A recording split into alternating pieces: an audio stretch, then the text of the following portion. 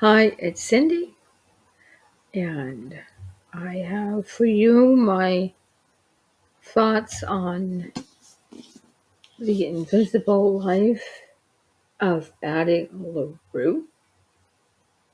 Wonderful book written by V.E. Schwab. This was published by Tor Books in October of 2020. The story begins in, if I'm correctly pronouncing it, in Villon village in France. It follows the life of Adeline LaRue, also known as Addie, who makes a Faustian bargain with the dark forces of uh, a religion to make her immortal, but adds kind of an ironic curse in that no one remembers her, which makes it impossible to develop any lasting relationships. Um, This book was nominated for the 2021 Locus Award for Best Fantasy Novel and was on the New York Times bestseller list for 37 consecutive weeks through July 2021. The story takes place in both present day New York City and in flashbacks to early 18th century France, about 1715. So, as readers, we get to see her childhood in France, her travels around the world, as well as some important historical events are touched on. That said, the book does fall short of being historical fiction in that the historical aspects are touched on, but not particularly focused on, in my view. You could also call this a romantic story, but the romantic side is fairly played down. I think that the fantasy aspects are well, they're sufficient to having it as a genre, but I wouldn't particularly call this fantasy fiction. I would more think of it as literary fiction, but that's me.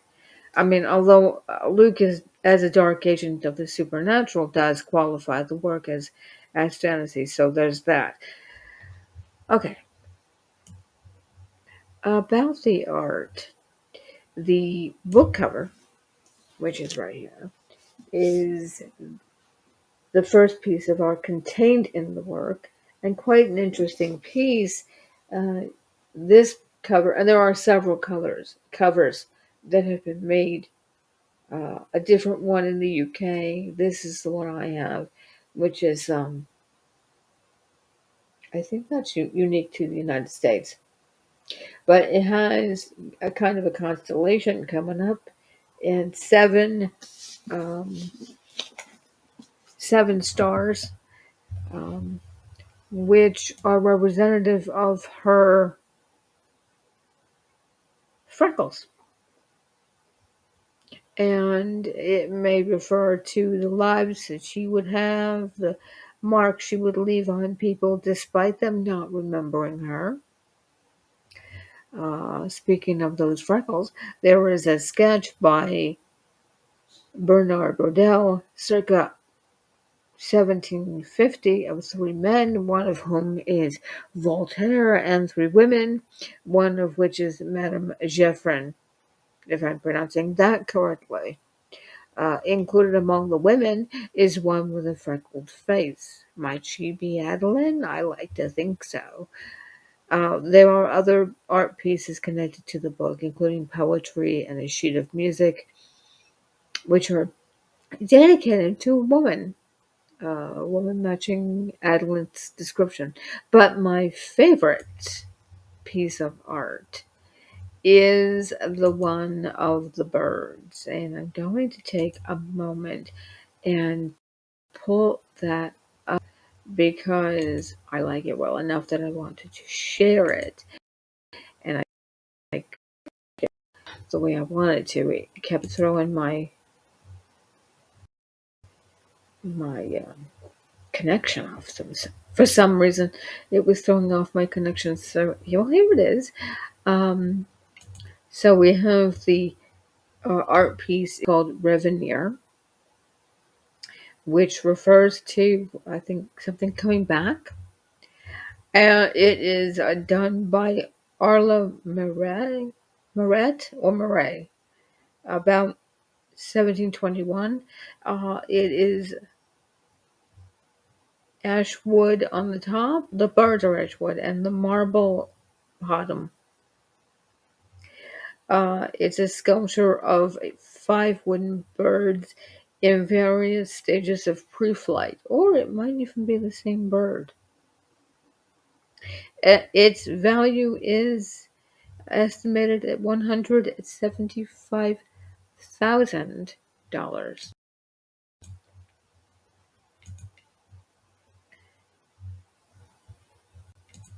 Okay.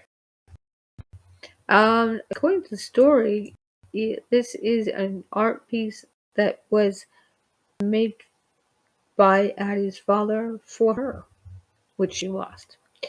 Um, the overview of the basic plot, so we'll give you a rundown quickly. Um, okay, so Addie is a young woman bound to an arranged marriage to a man named Roger, negotiated by her father. In that day, that would have been fairly common. She runs from the wedding into the woods, and ultimately she is taking the counsel of Estelle, who is a little bit of an eccentric woman, but whose faith in her old gods is something that Adeline sees as more vibrant and more real and true than the religion of her own parents. So she begins praying to the old gods for her freedom and catches the attention of a god of the night, someone she calls Luke. And he promises her the time she wants, the freedom, not having to be married, not having to be tied down, but and she can live forever. But there's a caveat in that no one is going to remember her. If she meets someone at a house and they open the door to her and have a conversation and close the door, the moment that person closes the door, they don't remember Adeline. So Luke visits her every year to remind her of their deal and asks her to relinquish her soul, which actually confuses me a little bit because didn't he already have her soul? If she made the deal for her soul, then doesn't he have this? So I'm a little confused by him having to reiterate it every time. But okay, so then the two of them actually have a relationship over time because when there's only one person in all of the universe that knows who you are, it narrows down the playing field, I guess. There are other people in our life though. But by the time we get to our age, it's 2014, and Addie has grown tired of this invisible life. She accepted it as a condition for eternal life and has learned to impact other people even though they don't remember her name, as demonstrated in some of this artwork. Um, and there are people who have drawings of freckled women. Oh, and by the way, there are more than one of those kind of um, drawings. It's not just the one. There are several others in that same salon. So then Addie meets Henry in the bookstore. Henry Strauss is somehow someone who remembers her name, and they become friends and they become involved romantically. And then Addie discovers that Henry has only a little more than a month to live because, like Addie, Henry, too, had made a deal with Luke. He felt bogged down in his life. There was a refusal of a marriage proposal, and he wanted to die. And isn't that interesting? Because in Addie's case, the issue was that she was supposed to marry. And that sent her off the rails.